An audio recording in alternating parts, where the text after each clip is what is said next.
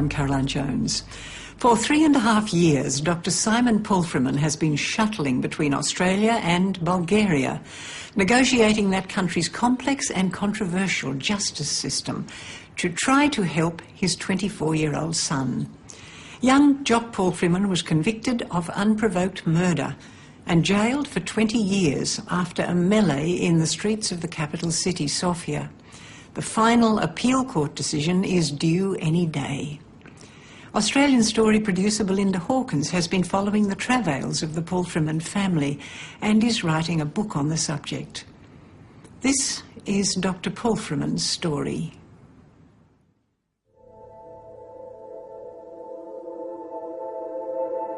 A few days after Christmas 2007, Simon and I were having a family holiday, and it had been a very hectic year, so we were very much looking forward to having a relaxing time. We were on a friend's boat in Pittwater, which is just north of Sydney Harbour. It was about 8 or 9 o'clock in the evening, and we received a phone call. And it's that phone call you hope that you never receive. Jock was in trouble. He was in prison in Bulgaria. I got some very early information to suggest that he had actually gone to help somebody,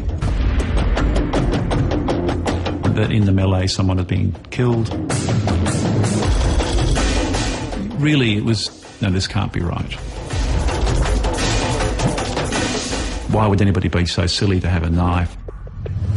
My initial feeling was just to go in there as a parent and get him out of there as quickly as possible.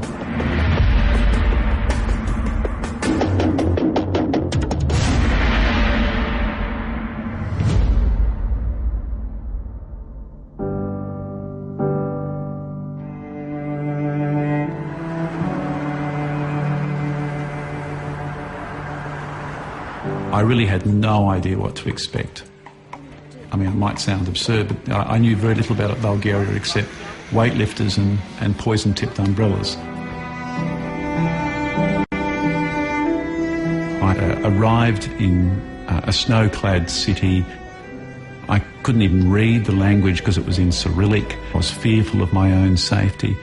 And I think my overwhelming sense was, I'm out of my depth. Jock always did seem very different from his dad, a little bit more sort of out there in the world.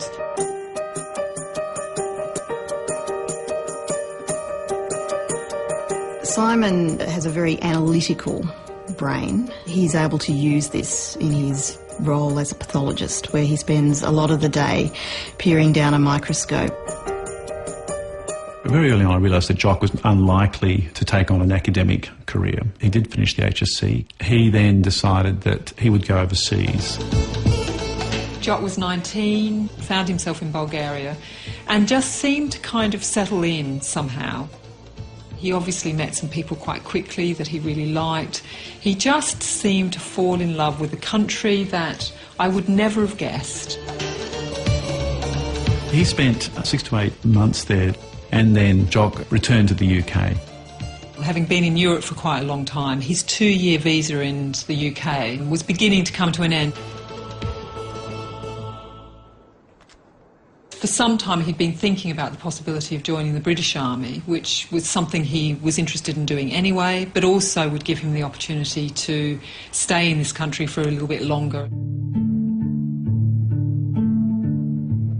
Once Jock had gone through all these hoops and had been selected, it was actually quite exciting. Jock had been training in the army for about, approximately 4 weeks when the Christmas break kind of hit. I was really looking forward to seeing him. But at the last minute, he decided to go to Bulgaria to have Christmas.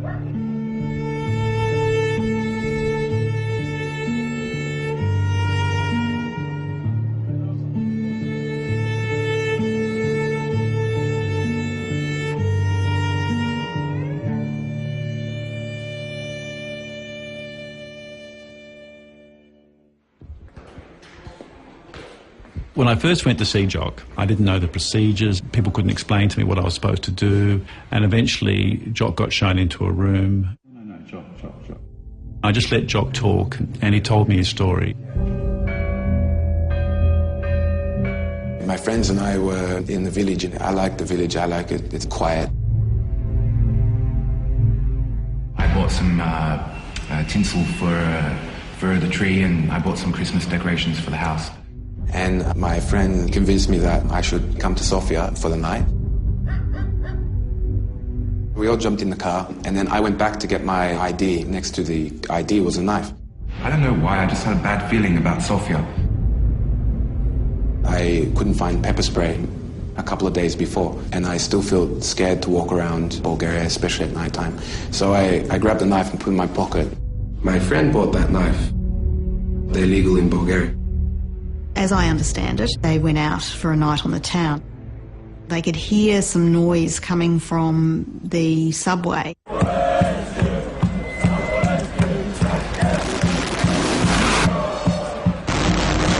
A group of football fans started walking up the street, maybe 20, even more, maybe 25. And they were all singing and chanting. People were walking past them and they were pushing them. And I saw two men on the ground being beaten. One of them got up and ran across the street.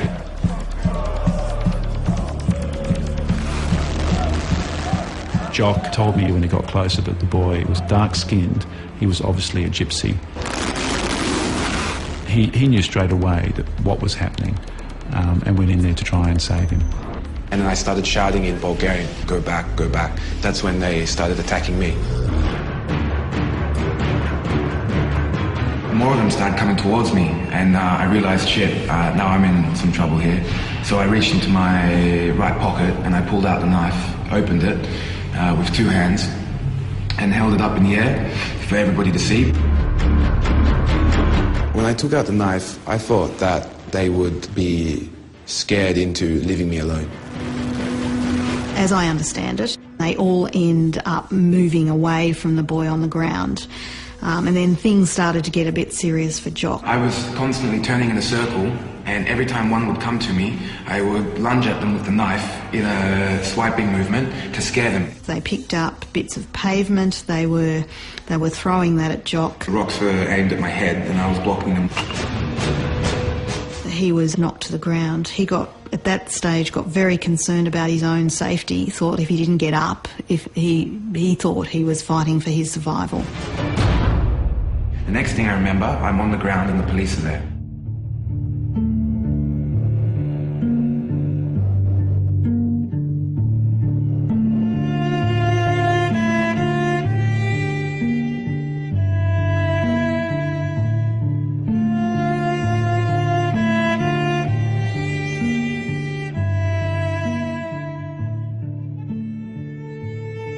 Jock was charged with a very high-level murder charge, which was called murder by hooliganism or with hooliganism. And what they mean by that, which has taken us a little while to understand, is that it was an unprovoked attack. That Jock apparently went out there with a knife wanting to kill people that night, wanting to kill Bulgarians specifically.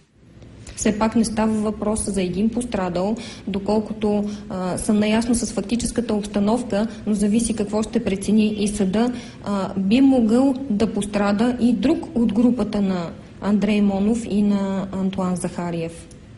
Но по едно щастливо стечение на обстоятелствата това не се е случило. It became clear that alcohol was a factor at play on the night. Jock himself had had a few drinks and had a blood alcohol concentration of 0.1. But in contrast to that, the boys in the group appeared to be much more heavily affected. The boy who was injured had a blood alcohol concentration of 0.18. And amazingly, the boy who died, Monov, had a blood alcohol concentration of 0.29. All I remember is being hit on the head and falling down. I don't remember who or by what, and I don't remember anything of what happened after that. No, still, I don't remember killing Andrei Monov. See you later, matey. I think when Jock first told me his story, it seemed a bit confused and a bit jumbled up. Okay, mate, see you tomorrow. There is the bit that I had to say, well, how could that be? And that's the bit where he does not remember the knife causing the wounds. Domino.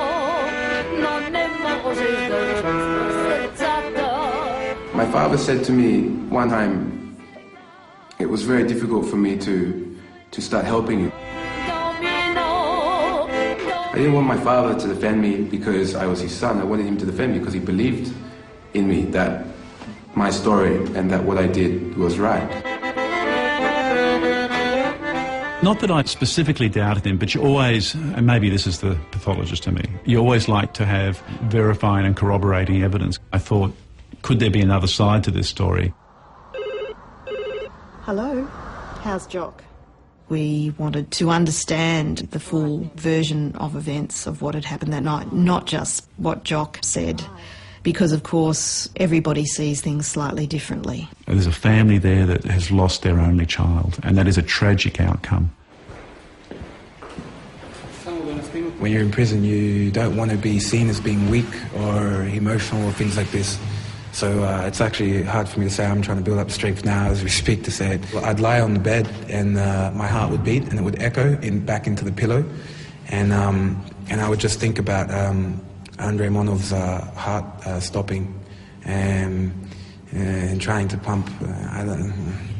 It's just very difficult for me to but you get the picture.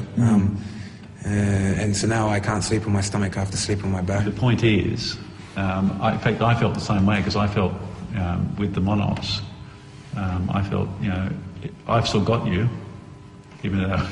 Debatably. Well, I can still come here and see you. Yeah, I know.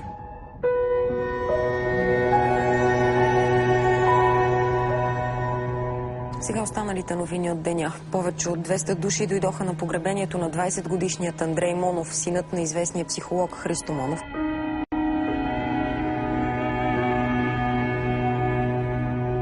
Everybody liked him. He was very outgoing. He was a very nice person. And something you may not know is that he was a very peaceful person. He did not fight. He did not argue. At the funeral of Andrei Monov, a lot of members of the establishment of the then Bulgarian government, as well as of the judiciary, participated. The Minister of Interior was there. The head of the police was there. Аз съм убеден, че убийца на моя син е социопат. Той не признава ценностите на нашето общество. Той си има... The father of the dead boy was a graduate in psychology from Sofia University. We actually studied together. No, I don't... Then he became deputy chairperson of the State Agency of Child Protection in Bulgaria. You have to be politically well-connected and personally also well-connected to get this job. That does raise a question in my mind as to, is Jock going to be treated any differently because of this?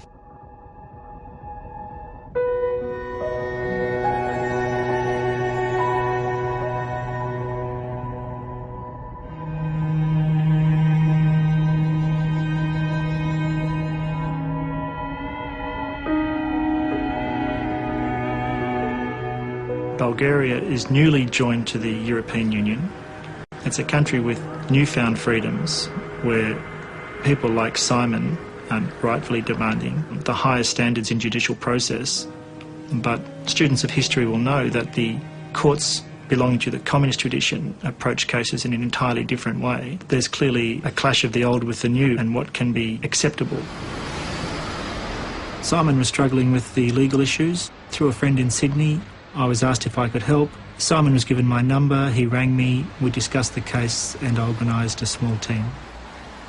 Our role is limited. Simon already had employed a Bulgarian lawyer for his son. Oh, goodness gracious, that's me. Quite out of the blue, there was this report about an accusation that Jock had been involved in a knife incident in Chatswood some years before. And that was all there is, just that bit there?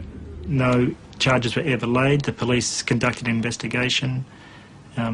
There's nothing to say Jock has done anything wrong. However, the article exists and it colours the case because people who want to hurt Jock's position or say that he's dangerous or whatever use the article whenever they can. Interpol checks were done on Jock and it was found that he didn't have any criminal convictions or any pending charges in any of the countries that he's been in, including Australia. We ended up having multiple trips to Bulgaria, and in the March following the events, finally we obtained the file with all the evidence for the trial, all the witness statements. There was already a fight between my friends and some other people. I think they were gypsies, but I'm not sure. It was clear that a large number of them were taken from the boys in the group, and that those boys had identified early on in the piece that they'd interacted and had a fight with Roma people at the scene. There was an argument between Andre and some gypsies. There was some kind of commotion. You could hear screams. The most exciting time for me was when I got the translation of one of the independent witnesses, Viktor Georgiev. As his police statement unfolded, I realised it was actually Jock's story. The hitting lasted for about 30-40 seconds. It was chaotic, random as far as I could see. The hits were very strong, violent. I'm thinking, well, why haven't the police taken this up? I mean, this is Jock's story. Why are they saying that there's no proof of anything that Jock said was true? I saw one of the boys from the group come behind the boy with the knife and throwing some kind of object on him. That, as far as I could see, hit him on the head. Then the boy with the knife fell onto the ground. For a moment, he propped himself on one arm, and after that he stood up again. It's actually quite harrowing. One man with 15 people. А дори да е имало някакъв инцидент, какъвто всъщност не се извежда от доказателствата по делото, аз не считам, че това поведение на подсъдимия Пол Фриман е мирно разрешаване на проблема.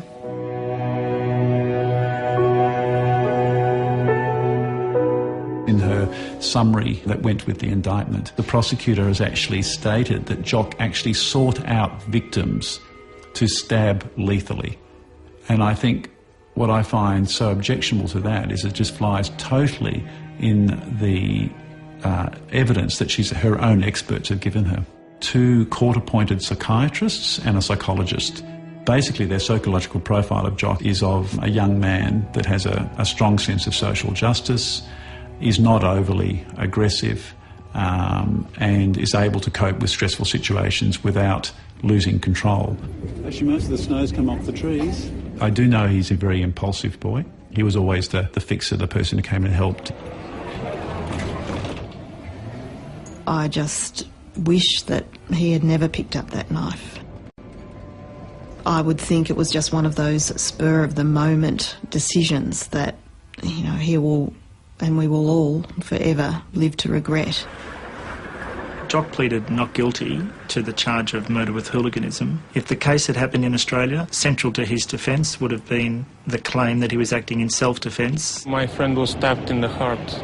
You don't stab a person in the heart for self-defence. If Jock was on trial in Australia with the same evidence, the same witnesses, then I think it is most likely that he would either be acquitted completely of murder on the basis of self-defence or defence of another, or at the very least a verdict of manslaughter due to excessive self-defence.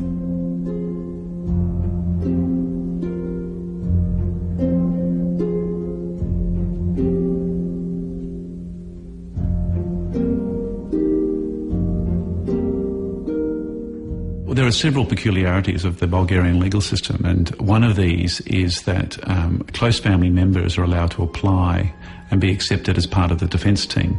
And it was, to my amazement, I suddenly found myself turned from, you know, father and friend to a quasi-lawyer. I love my father very much and respect him for who he is, even though we're so different. It was called to decide whose interest it takes into consideration. A family which was well connected, or somebody who came from the other part of the world and came to help a member of an ethnic minority that is almost universally hated by society. The Bulgarian system is inquisitorial, so they don't have juries, they have a bench of judges. Simon and Jock are at the bar table together, one after another, cross-examining some of the important witnesses. It was extremely traumatic having the parents of the boy who died as the first two witnesses. I did doubt myself as to whether or not, in fact, I was doing the right thing for Jock. It is hard to talk about my only child. He made our life meaningful at all. He had many various circles of friends, which, I should say, belonged to the real elite of the Bulgarian youth. They went together to football matches, but neither he nor any of his friends behaved badly. At home, my son didn't drink.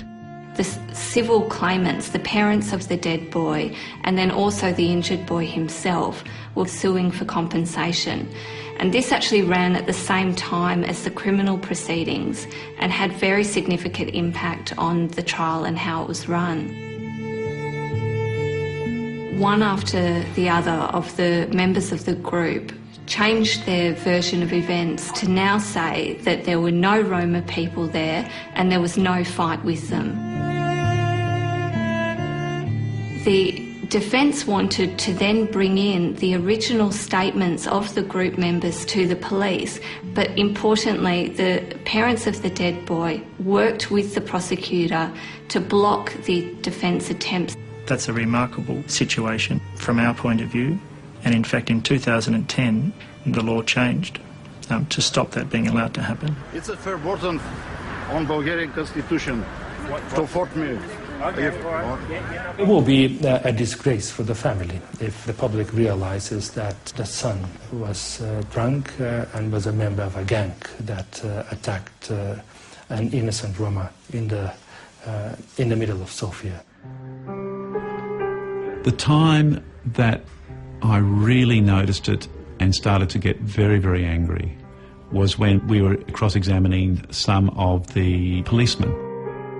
And we knew that these three policemen had already said in their signed statements that Jock had gone to the aid of a Roma, been beaten by the gang. In court, they actually denied what they had actually written in their signed statements. And of course, I was just amazed. We knew they'd changed their story. The Monovs knew they'd changed the story. When we asked the judge to adjudicate, the Monovs used their right to say, we're not going to have their police statements read out in court, therefore the policeman got away with it. How can we win? We have someone controlling the evidence, civil claimants who are asking for $500,000 in compensation. I'd like to say the things that everybody knows, corruption, discrimination, racism, backwardness. My dad, Simon, he sits me down, no, we can't do this, we might put the court offside, da-da-da-da-da. I'll see you in March. Yeah, when is it? March 25th or 26th? And all this time I'm trying to show Jock that there is hope. We've got to go with the system. This is our big hope, that the system won't fail you. I'll see you in March. Be good, don't do anything I would. See, all my life I've believed in the system. And I think in Australia, I think you more or less can do that. And here I'm for the first time faced with a system that I don't have confidence in. The case in Bulgaria doesn't run from beginning to end in 1 or 2 weeks. It has a day here and a day there. Sometimes those days are weeks or months apart.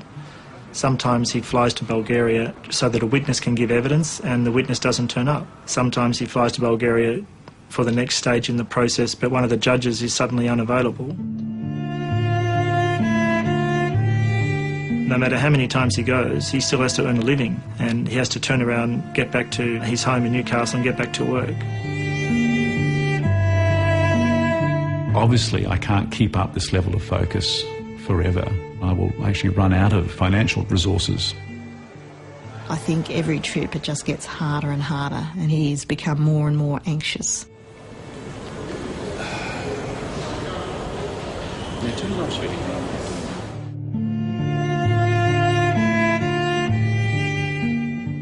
On the last day of the trial, the forensic pathologist gave evidence about the autopsy of Monov. He gave evidence that the wound showed that there was a fast thrusting motion. However, he conceded under questioning that he couldn't actually tell whether that thrusting came from the person holding the knife or from Monov actually falling or pushing towards the knife. The knife wound itself showed the possibility that there was a double-edged blade. Jock's knife was not a double-edged blade, and straight away this raised significant questions for Jock's barrister in Bulgaria about whether there was another knife involved. We don't know how this is affecting the judge or the panel. We don't know whether we're going to get true justice from this system until we get the verdict. In December 2009, we'd been through some 18 months of court hearings. It was Judgment Day, and it was a very simple statement: murder with hooliganism. And the sentence was 20 years. When my father grabbed my shoulder, I didn't want him to do that because I didn't need it, and I didn't want other people to think I did. And I shrugged him off and I said, I don't need support, I don't need that. And my father said something to me which actually did ring home: it's not for you, it's for me. I think part of my world fell in, and my faith in the Bulgarian justice system just took a huge nosedive. As far as I'm concerned, my son, Jock, is a courageous human being who did what very few of us would do in this community, which was to go to the aid of someone. And what it led to was, unfortunately, a significant tragedy. Баща му заяви, че се гордее с него. Според мен в нравствен план той от тук нататък може да бъде заклеймен единствено и само като баща на убит, защото аз съм убеден, че сина му е продукт на семейството, в което е живял.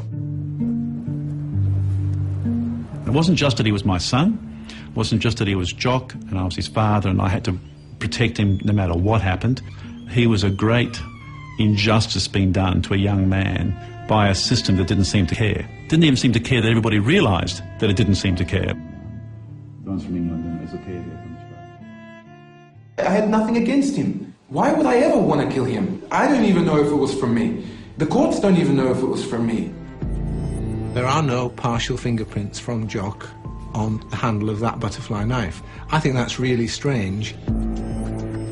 When I examine Jock Paul Freeman, I want to underline that on his hands, over his clothes, no blood stains. That means it's still possible that it wasn't Jock that was holding the knife at the time Monov got stabbed. I'm not sure that he is a murderer.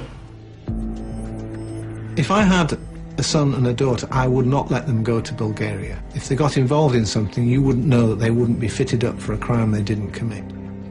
I'm worried that Simon will have a stroke or that there'll be some other catastrophic event that will take Simon away forever.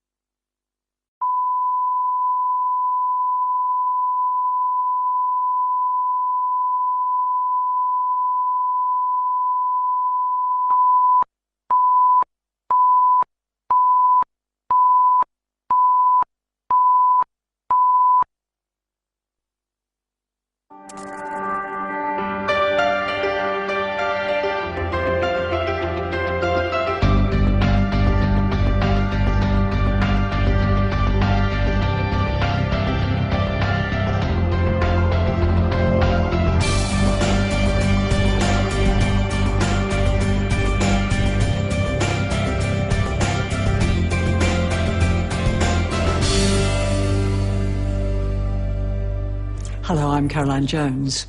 Tonight we conclude the story of Dr. Simon Polfriman on a mission to help his son, who's serving 20 years in jail in Bulgaria.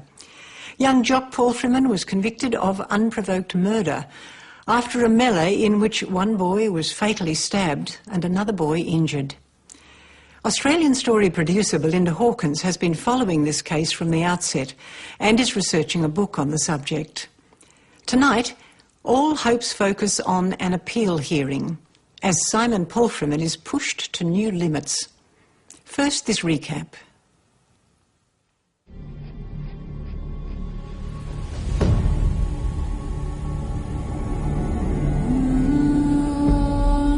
The court was called to decide whose interest it takes into consideration. A family which was well connected, or somebody who came from the other part of the world and came to help a member of an ethnic minority that is almost universally hated by the society.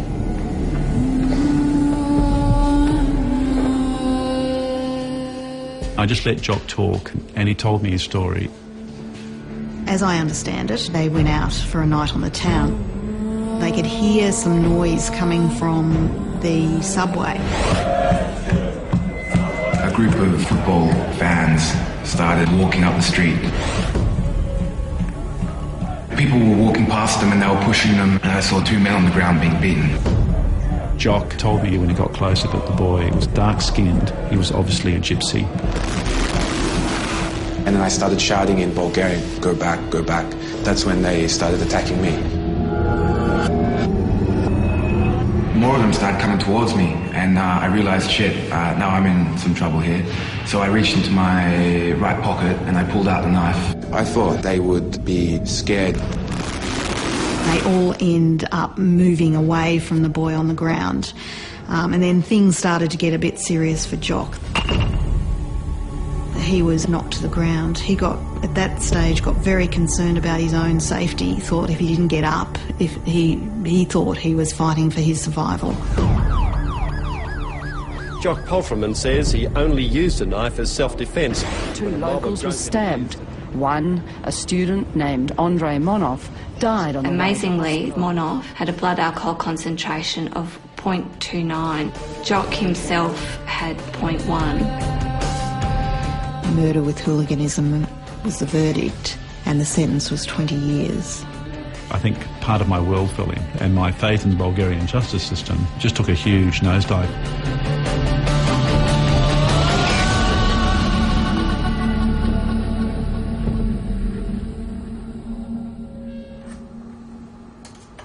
Being a pathologist is very much science-based and has very little to do with the art of being a lawyer.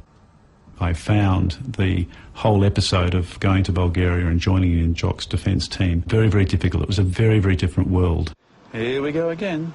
We knew the next procedural thing was an appeal, but mentally we couldn't prepare for anything until we knew how the court had come up with the verdict of murder with hooliganism.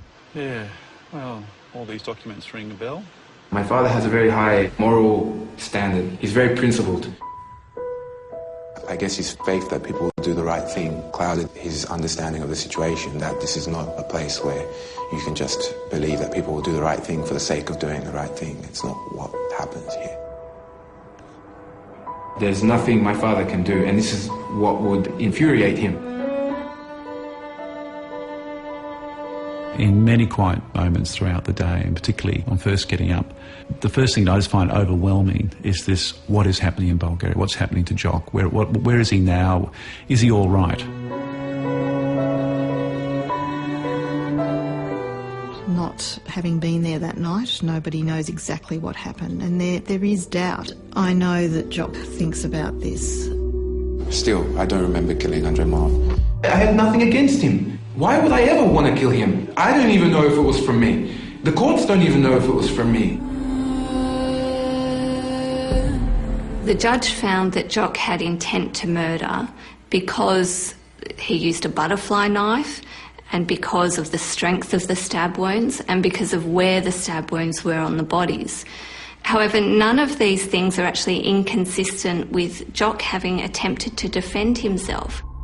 What was confusing is that on the one hand, the court set out and seemed to accept the evidence of the independent witness Georgiev, namely that there was a cruel beating of a man for 30 to 40 seconds, and yet then in its conclusion, it positively found that there was no evidence of any fight or belting of the gypsy or the Roma.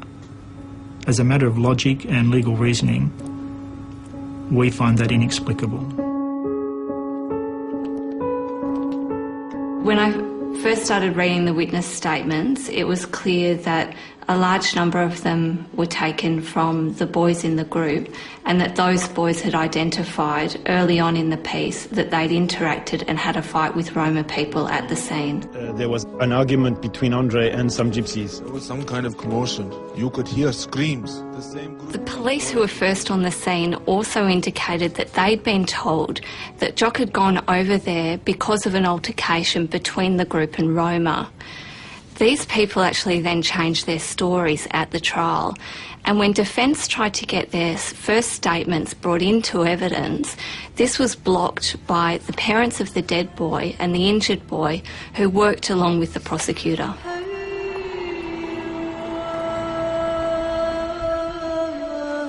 There are something in excess of 200 cases already from Bulgaria in the waiting list at the European Court of Human Rights.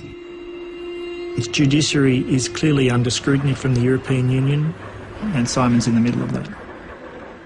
Действително, нашата правна система е различна в известна степен от вашата правна система и от останалите европейски държави, но в крайна сметка никой няма право да отнема човешки живот.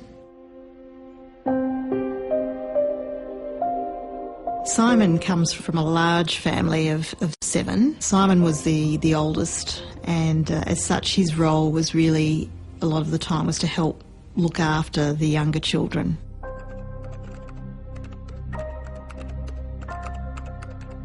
I think ever since, all of this has kind of happened with Jock, we often think, well, it can't get much worse than that. When I had the diagnosis that I had myelodysplasia, when I had this diagnosis, there was kind of sense of, I think it just did get worse. I think that just happened. If I didn't find a bone marrow transplant match, I had a very high risk of death.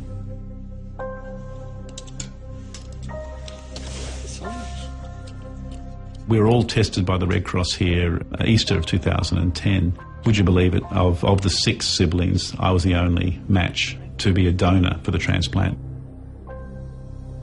On one level it was like, not more for Simon, but also it was a question of we need to do this as quickly as possible and this needs to be a priority. And so in the middle of 2010, Helen and I went back to the UK.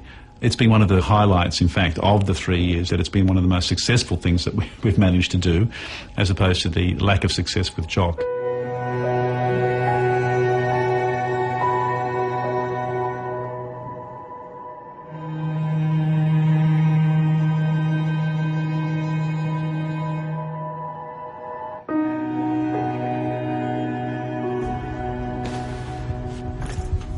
In October 2010, the first day of the appeal court came around, and we knew we were getting back into that series of multiple trips to Bulgaria.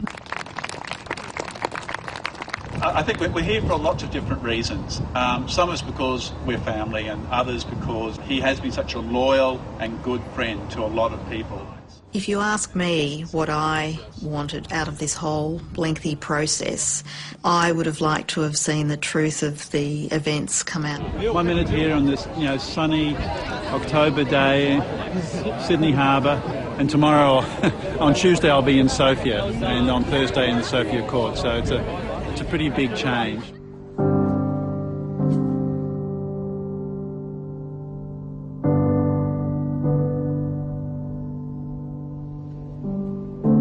At the moment I am tired and nervous. So many times I come away from the court thinking this is fantastic, we've got all the evidence to support Jock's case. The court cannot but find him not guilty. And then to have the disappointment of such a flawed result last December. So I'm very cautious now about letting myself be too optimistic. However, I am aware that this is a different court, and really it's Jock's best chance at getting some real justice. I don't dream anymore. I don't have any hopes for the future. You can't have hope without having options.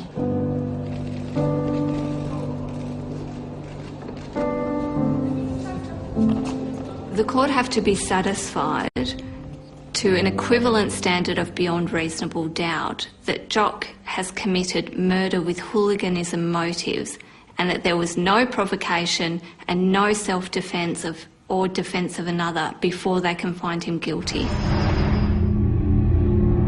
The defence wanted to look at whether or not the injuries were actually consistent with the knife that Jock had brought. The way the forensic evidence was treated in the first trial was so badly done. When I heard that the appeal courts had rejected our request for reviewing the forensic evidence, they left me feeling with a very, very deep pit in the bottom of my stomach that things were not going to go right. I can't sleep well if I support court or police to put some innocent to stay in jail. Dr. Grozova is a medical doctor but conducts forensic medical examinations. So, for instance, she examined Jock and also the boy who was wounded. When I examine Jock Paul Freeman, I want to underline that on his hands, over his clothes, no blood stains. During the first trial, she was prepared to accept that there were alternative versions to those put forward by the prosecutor. I'm not sure that he is a murderer.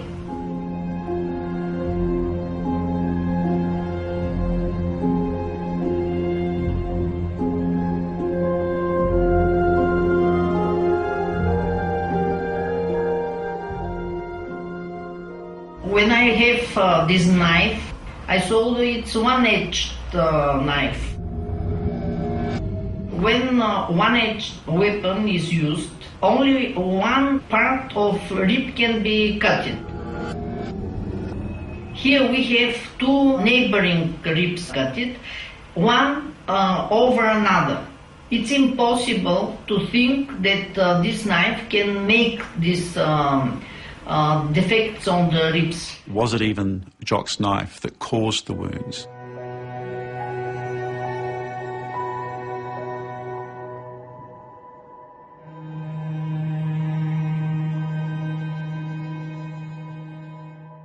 Изведнъж се оказа, може би, най-близо до мене беше, може би. И аз първи момент си мислех, че по някакъв начин може да го спра. Това е момента, в който той те намъшква. Най-вероятно тогава ме намъшкал, да. There's clearly seems to be real doubt about what happened. And of course, in a criminal trial, when you have to prove an intent to kill, a specific intent to kill, which is what is needed here, that doubt becomes incredibly important.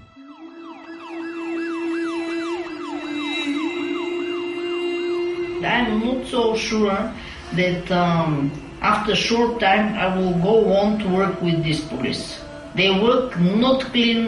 My colleagues doesn't use possibilities of forensic science. They are not well educated, and that makes a very big stress over my decision to be in near future forensic expert. And one of these cases is the case of Jock Paul Freeman. It became quite clear to me why, in fact, Jock had a knife that day. First of all, carrying a knife is not illegal in Bulgaria. Secondly, many youths carry knives around. Jock actually had been set upon on a number of occasions by groups of thugs.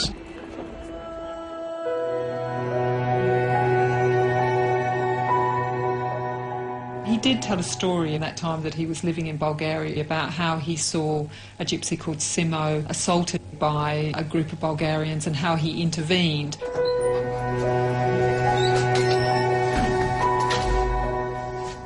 It was in a rock festival. Skinheads, they came to me and beat me and bumped me with knife. What Jock did was very like saved my life, because he was like, okay, we gotta get out of here. I didn't saw Jock with knife, or he was not that kind of person like, oh, let's go and beat them, or I have knife, right? He didn't say that. If someone's been beset by somebody else, if he sees an injustice, he doesn't look at the consequences. He just runs in there and tries to fix it up in the way he thinks it should be fixed up. Now, that's not always the right way, but that is his motivation.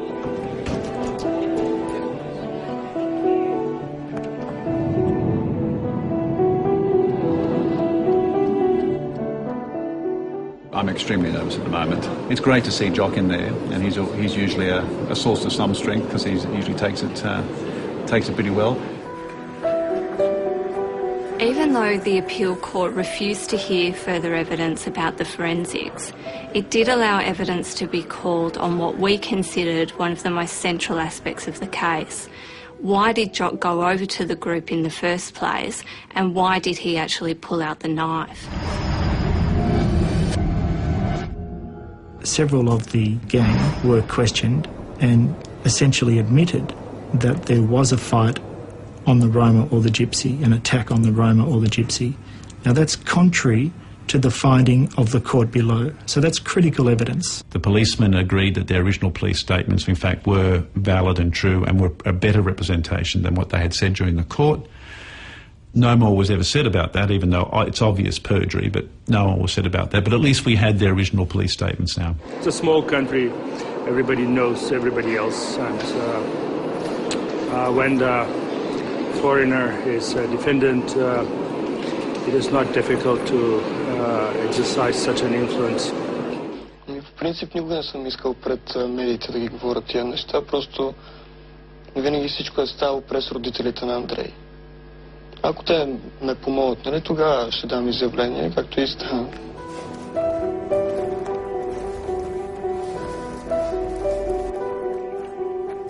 They change the rules every time. I've already got one. No. It's not that it can't come in. It's just that somebody special's got to... No. They just change the rules all the time. No. Jock. Simon looked very optimistic, whereas Jock looked very pessimistic. Because Jock had seen more of the Bulgarian society than his father. I said, I'll be ready in the morning to go to court if the judge turns up.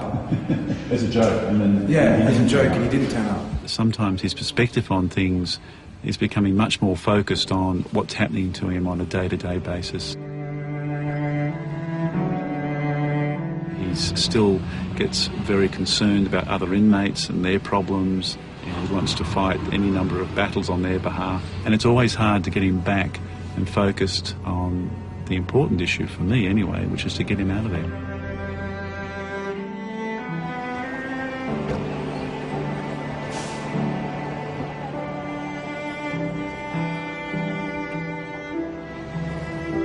The big freeze gripping Europe has disrupted travel around the world. My father is stuck. The Heathrow Airport snow out has closed the airport down, and I don't know exactly where he is at the moment. Somewhere between Sydney and Sofia. I'm following it on the news. Where is Simon Polfriman now? As far as I know, his flight was redirected to Thessaloniki because of dense fog over the Sofia airport.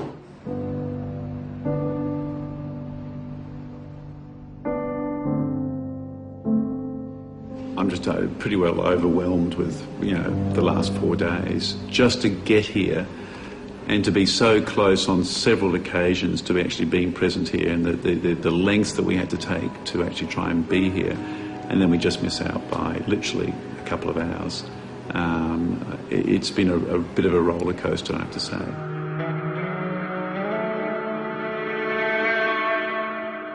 He was even more disappointed when he found out that they'd postponed the court date so that, in fact, Simon could give his final statement, but they'd postponed it not to the next day as Simon had hoped, but it was in fact postponed to yet another date in January.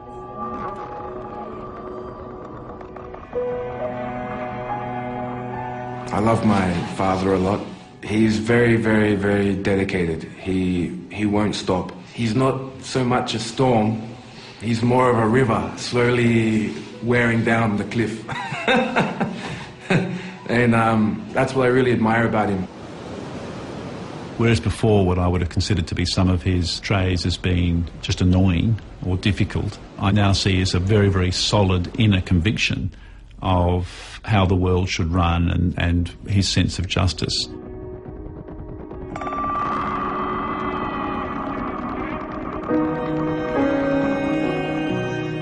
It's been actually a good day overall. on today. I had a very fruitful meeting with the European Commission, which has gone a bit of a high because they've obviously been very interested in the case. Step away, step away. We would like to make sure that these proceedings are fair, that all the evidence is brought to the court, and that the court is impartial.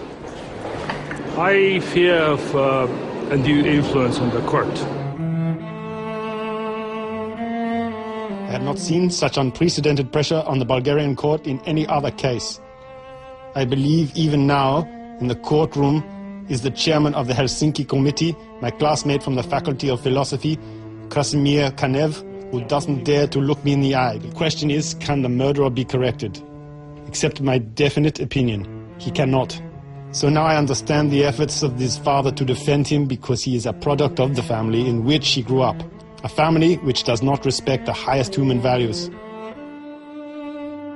I would like to sit down with the Monov family and discuss with them and try to make them see my point of view, but I don't think it would work. I think that's what they've shown in the last 3 years, is that they are incapable of looking at the objective evidence. I was a bit surprised yesterday. He had his beard on. He's always been very clean-shaven. He certainly looked a little wilder than usual. And I think for him it was a sign that this was the last day.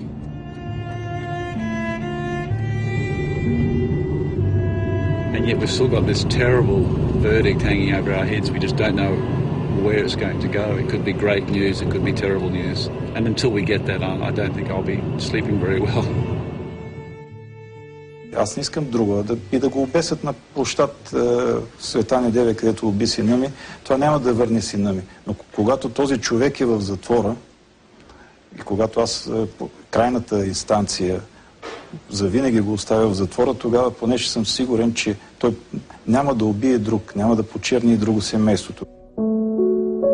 After the appeal process had finished in court, but we were waiting for their verdict, I went through lots of periods of self-doubt. Why didn't I mention this? Why didn't I mention that? I'd look at the English version of the Bulgarian news to see if there was anything that would give me a hint as to which way they're likely to go. A couple of weeks after he returned from Bulgaria, Simon had a health scare. He woke up one morning, very early in the morning, and he couldn't see out of his eye, out of one eye. He dismissed that and thought, oh, look, it's early in the morning and often it's difficult to see out of your eyes early in the morning. But as the morning progressed and his sight in that eye worsened, he took himself off to casualty and has subsequently discovered that he's partially lost the sight in his right eye. It's another part of the tragedy. I think it's obvious that it's a direct result of the stress from the case and from me being here in prison. Simon appears to us to be losing hope in the system and appears to be disintegrating in terms of his ability to cope with what he sees his son going through. I'm worried that Simon will have a stroke or that there'll be some other catastrophic event that will take Simon away forever.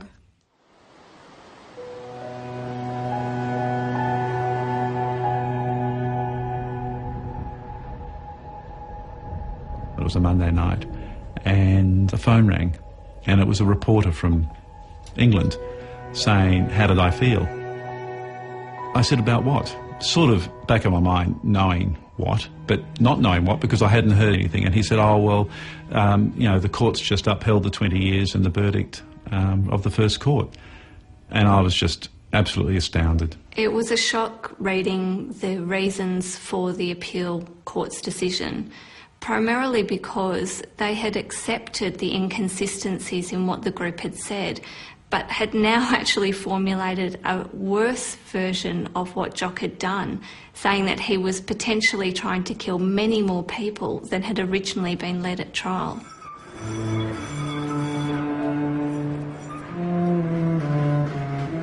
Political influence over the court, the prosecution, over the police is very strong. And I think that's the disaster in Bulgaria. The Monoffs have certainly lost their son, and there's no doubt about that. It's been very hard. But 20 years, I feel as I've lost a son as well. The prison where Chuck is, Sofia prison, is one of the worst prisons in Bulgaria and maybe also in Europe.